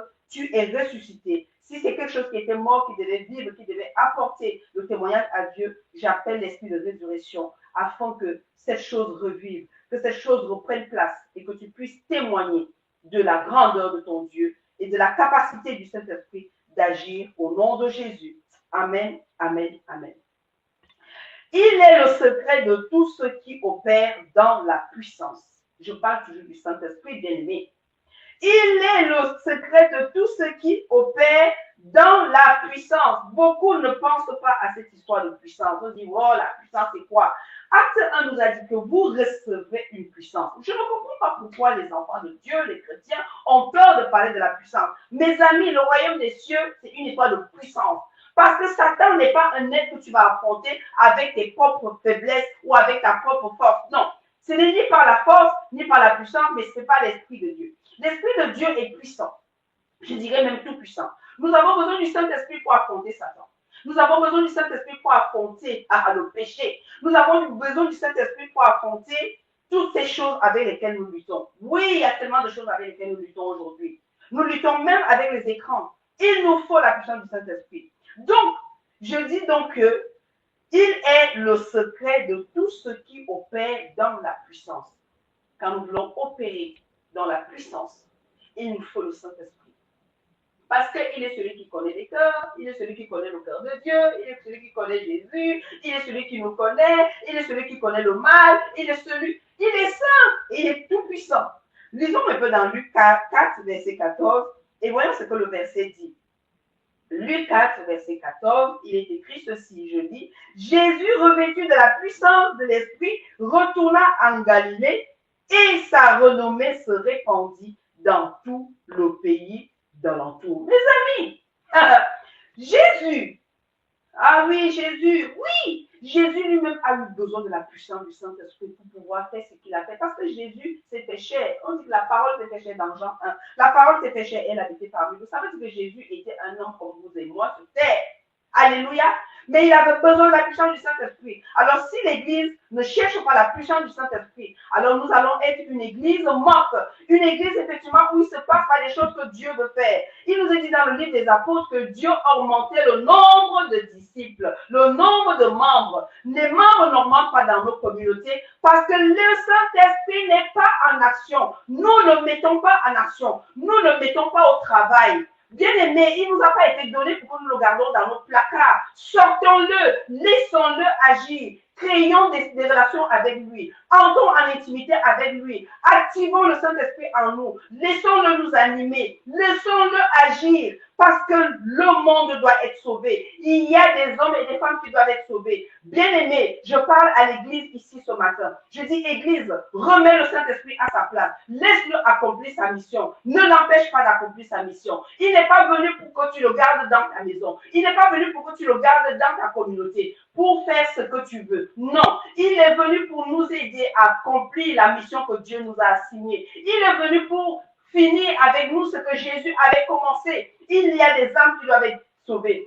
Et pour cela, il y a des personnes qui doivent connaître la guérison physique. Il y a des personnes qui doivent connaître effectivement l'abondance. Oui, il y a des hommes et des femmes qui ont besoin de manger. Et sans l'aide du Saint-Esprit, toi et moi, nous ne pouvons pas être convaincus que l'argent que tu as entre tes mains, que tu as peut-être reçu, je ne sais pas de qui, n'est pas pour que tu aies acheté des choses pour toi. C'est parce qu'effectivement, cet argent-là devait servir à nourrir quelqu'un. Et quand tu te retrouveras face à cette personne que tu n'es pas conduit par le Saint-Esprit, tu ne comprendras que cet argent-là était effectivement donné pour que tu puisses accomplir la mission en remettant à cette personne, peu importe le montant, même si c'est 1000 euros, peut-être que cette personne est SDF, il faut lui donner ces 1000 euros parce que c'était pour lui que le Seigneur a permis que tu aies cela entre tes mains. Mais sans la conduite, sans l'aide, sans l'assistance du Saint-Esprit, nous ne pouvons pas le faire parce que nous allons dire j'avais besoin d'argent et le Seigneur m'a donné. On peut avoir besoin d'argent et le Seigneur nous donne pour autre chose pour quelqu'un d'autre et pas forcément pour nos propres besoins. Parce que le disciple sait qu'effectivement tout ce qui entre dans sa main n'est pas forcément pour lui, mais c'est pour les autres. C'est pour autrui d'abord. Oui, le Saint-Esprit, c'est lui l'esprit de la prophétie. Jésus a dit dans Jean 16, verset 13, quand le consolateur sera venu, l'esprit de vérité, il vous conduira dans toute la vérité, car il ne parlera pas de lui-même, mais il dira tout ce qu'il aura entendu et il vous annoncera les choses à venir. C'est la prophétie. La prophétie annonce les choses à venir. C'est lui l'esprit du témoignage et il fait de toi un témoignage. C'est lui l'esprit de témoignage et il le fait de trois manières. Voyons comment le Saint-Esprit fait de nous des témoins. Il témoigne que nous sommes enfants de Dieu, nous l'avons lu.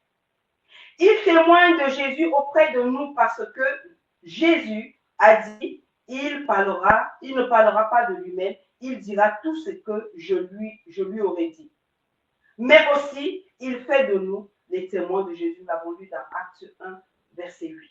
Bien aimé, peut-être que j'aurais pu nommer cette partie d'échange, le Saint-Esprit fait de nous des témoins. Mais ce n'est pas forcément ça, je n'ai pas pu trouver comment nommer cela. Bien aimé, le Saint-Esprit, il est l'esprit qui convainc le monde du péché, de jugement et de justice.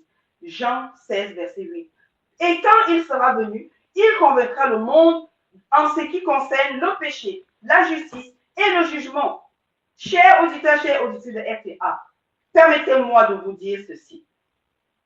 Vous le savez déjà, peut-être même certains mieux que moi. Le Saint-Esprit est l'esprit de toute création. Il est l'esprit de toute chair. Il est l'esprit qui est l'esprit de prophétie, l'esprit des prophètes. Apocalypse 22, 6 dit ceci. Et il me dit, Ces paroles sont certaines et véritables. Et le Seigneur, le Dieu des esprits, des prophètes, a envoyé son ange pour montrer à ses serviteurs les choses qui doivent arriver bientôt. Je vais reprendre. Il est l'esprit des prophètes. Le Saint-Esprit est l'esprit de prophète. Ça veut dire que rien n'a jamais été fait sur cette terre par un homme sans que le Saint-Esprit ait agi avec cet homme. Même dans l'Ancien Testament. Il était déjà là. Il agissait déjà, puisqu'à la création, il est là. Il agissait déjà. Mais nous l'avons reçu ouvertement par le biais de Jésus-Christ, la nouvelle naissance. Bien-aimé, alléluia. Il est l'esprit qui anime les prédicateurs. Oui, c'est ici que je vais peut-être finir. Il est l'esprit qui anime les prédicateurs. Pierre va déclarer ceci dans 2 Pierre 1, verset 21. 2 Pierre 1, verset 21. Car ce n'est pas par une volonté d'homme qu'une prophétie a jamais été apportée, mais c'est poussé par le Saint-Esprit que des hommes ont parlé de la part de Dieu. Je dis bien que les hommes ont parlé de la part de Dieu, pas de la part de j'ai un rêve, pas de la part de je pense que, pas de la part, non. Ils ont parlé parce que de toutes les façons, tout ce qu'ils ont dit, puisque cela a été conduit par le Saint-Esprit, ça a impacté la vie de ceux qui ont entendu cela. Et ceux qui ont entendu cela ont suivi Jésus. Bien-aimés, il n'y a pas d'erreur. On ne peut pas nous mentir et que personne ne vous mente. Si quelqu'un est venu de la part du Saint-Esprit, si quelqu'un est conduit par le Saint-Esprit, ce qu'il dit finira par s'accomplir. Et les agissements de cette personne finiront par nous prouver que cette personne n'est pas normale. Tu arrives à un lieu où on n'a jamais pris certaines choses en considération, mais le Saint-Esprit te poussera à prendre ces choses en considération. Tu arrives dans un lieu où on n'a jamais parlé de quelque chose, le Saint-Esprit te pousse, parce que le Saint-Esprit ne fait pas ce que les autres ont déjà fait. Le Saint-Esprit fait ce que Dieu veut faire à cet instant-là. Parce que même si on a déjà lu la Bible dans une église, le Saint-Esprit ne fera pas seulement lire la Bible. Déjà, nous n'avons pas été créés juste pour lire la Bible. Nous n'avons pas été créés juste pour passer du temps à lire la Bible. Nous avons été créés pour vivre la Bible, pour vivre ce que la Bible dit. Alors le Saint-Esprit est venu pour nous faire vivre ce que la Bible dit. Oui, bien-aimés dans le Seigneur, chers auditeurs, chers auditrices de RTA, le Saint-Esprit est l'Esprit qui donnait la victoire à Samson. Oui, le Saint-Esprit lui a donné la victoire. La Bible déclare l'Esprit commença à agiter Samson sans qu'il n'ait rien à la main. Samson déchira le lion comme on déchire un chevreau. Bien-aimé, Juge 14, verset 6.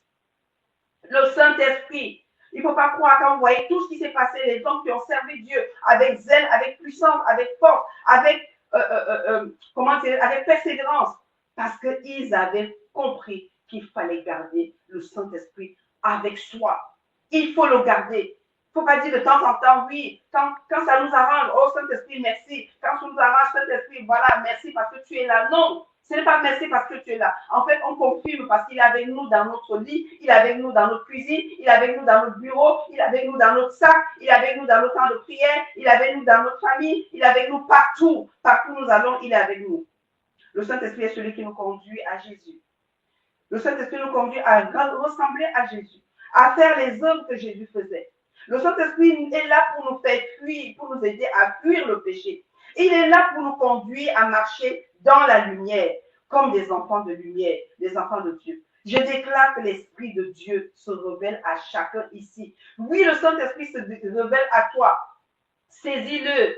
Crée une relation avec lui. Avant de chercher à avoir des amis, fais-toi de l'amitié avec le Saint-Esprit, toi qui as déjà accepté Jésus. Si tu n'as pas encore accepté Jésus comme ton sauveur personnel, comme ton Seigneur, je te prie, bien-aimé, toi qui es ici, qui entends ce moment, je te prie d'accepter Jésus. Parce que c'est par le biais de Jésus-Christ que tu pourras avoir créé cette relation avec le Saint-Esprit. Jésus a dit à Nicodème dans Jean 3, il dit que si l'homme naît de nouveau, s'il n'est pas né d'eau et d'esprit, il ne peut pas voir le royaume. Je ne te souhaite pas de voir que le royaume. Parce que Jésus va continuer à dire à Nicodème que si l'on ne naît d'eau, si l'on ne naît d'esprit, il ne peut pas entrer. Il nous faut entrer dans le royaume. Ne te contente pas seulement d'avoir vu le royaume et de dire quand nous irons au ciel. Ça, c'est ceux qui sont contents d'avoir vu le royaume. On a vu le royaume. On nous a dit qu'il y a des pierres précieuses. Mais je vais te dire que les pierres précieuses existent sur la terre. Alors, Dieu ne voudrait pas que tu attendes seulement d'aller au ciel, mais il voudrait que tu vives déjà une vie sur terre, à toucher même aux pierres précieuses. Parce qu'il y a des vies ici, il y a des personnes quand tu les rencontres, elles sont des pierres précieuses. Il y a des personnes quand tu les écoutes, c'est une pierre précieuse. Il y a des personnes quand tu les vois, tu vois l'œuvre de Dieu et cette personne est une pierre précieuse. Tu vois la transformation, comment la personne était avant et comment Dieu est en train de transformer sa vie. Oui, c'est une pierre précieuse. Mais je ne voudrais pas que tu te focalises seulement à aller au ciel parce que le ciel s'est déplacé pour la terre. Il est important que toi et moi, nous vivons d'abord le ciel sur la terre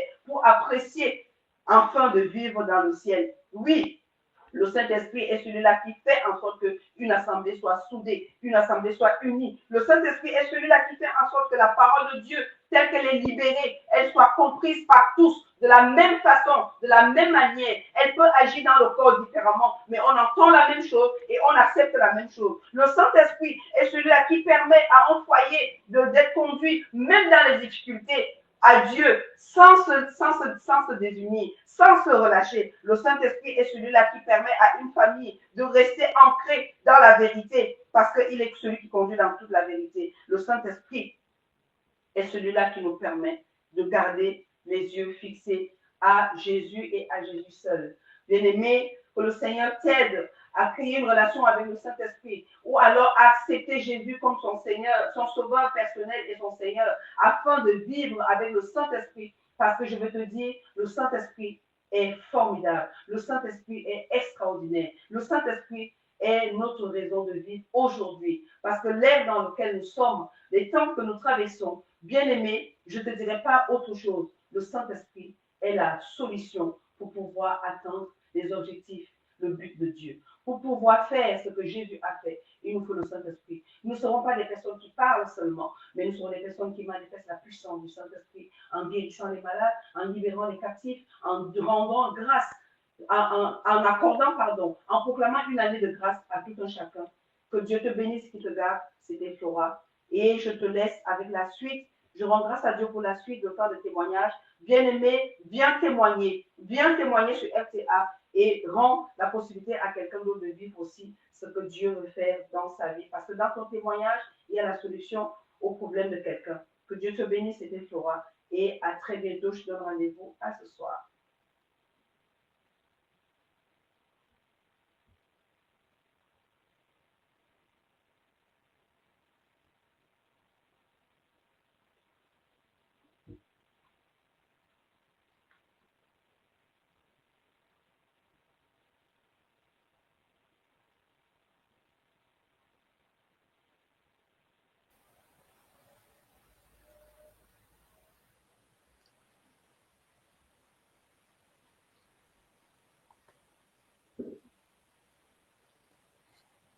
Bonjour frères et sœurs, je suis ravie de pouvoir partager mon témoignage aujourd'hui avec vous.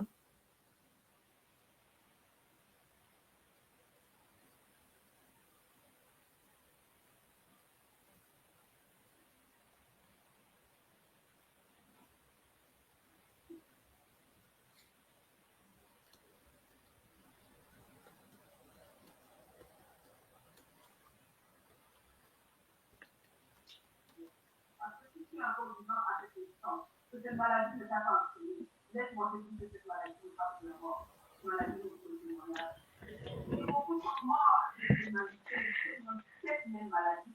Et que toi qui n'es pas mort, laisse-moi te dire que cette maladie est pour la gloire de Dieu, comme Lazare. Mais quand tu ne mourras pas comme Lazare, tu peux être ressuscité. Mais ça fait longtemps que tu es mort parce que cette maladie t'a volé la paix, elle t'a volé la joie, elle t'a volé même la jouissance. Mais ce matin, le Saint-Esprit veut te conduire dans toute la vérité, mais surtout, il veut te conduire à voir à ta source, à voir la vie, à voir la guérison, à voir la délivrance, à voir la libération, au nom puissant de Jésus-Christ. Amen. Bien-aimés dans le Seigneur, la mission du Saint-Esprit de nous conduire à Jésus, c'est encore le Saint-Esprit qui est le dispensateur des dons spirituels. 1 Corinthiens 12, verset 11 nous dit ceci. Un seul et le même esprit opère toutes choses. Les distribuant à chacun en particulier comme il veut. Alléluia.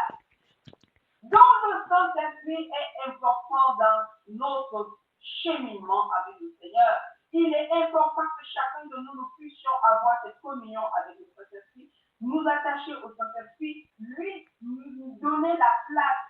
Je dirais oui, il faut donner la première place à Dieu. Mais je vais te dire ici, dans ce contexte, il faut donner la première place au Saint-Esprit. Parce qu'avant de prier, il faut que tu l'appelles. Il est celui qui connaît, il est celui qui intercède. Avant de commencer à prendre des décisions, il faut vous dire, Saint-Esprit, je vais prendre des décisions. J'ai besoin que tu viennes prendre ces décisions à ma place. Avant de parler à quelqu'un, Saint-Esprit, je dois parler à quelqu'un. Je ne sais pas quoi lui dire. Avant, il faudrait que tu invites le Saint-Esprit. C'est par lui que Dieu a ressuscité Christ d'entre les morts bénis.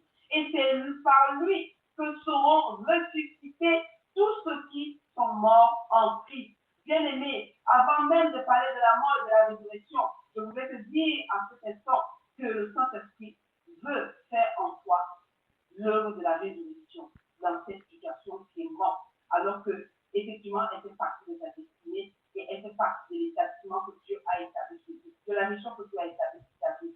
Romains 8, verset 11 nous dit ceci. Et si l'esprit de celui qui a ressuscité d'entre les morts habite en vous, celui qui a ressuscité Christ d'entre les morts rendra aussi la vie à vos corps mortels par son esprit. Alléluia, qui habite en vous. Bien-aimé, peut-être que tu n'as pas reçu jusqu'à présent ce que tu cherchais. Je parle de ton corps.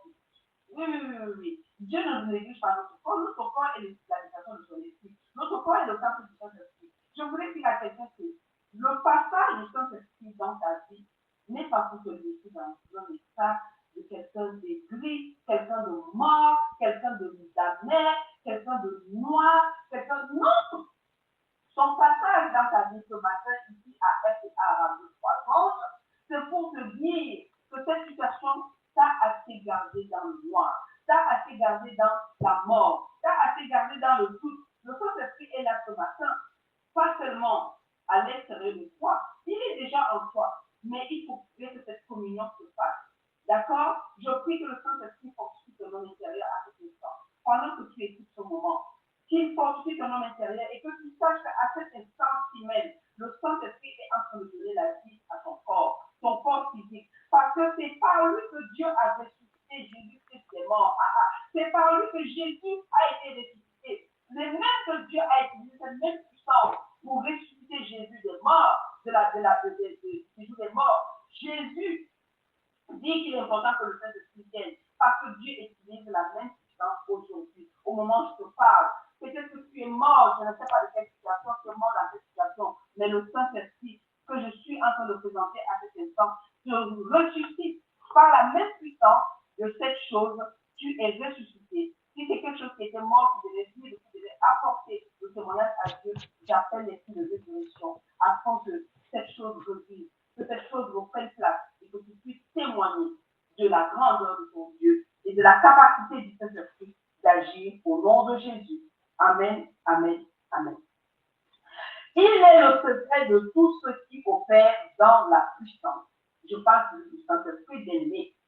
Il est le secret de tout ce qui opère dans la puissance. Beaucoup ne pensent pas à ce qui soit de puissance. On dit, oh, la puissance, c'est quoi?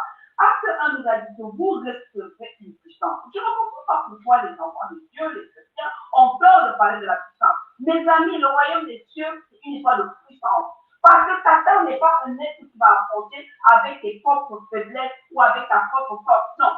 Ce n'est ni par la force, ni par la puissance, mais c'est par l'Esprit de Dieu. L'Esprit de Dieu est puissant. Je dirais même tout puissant.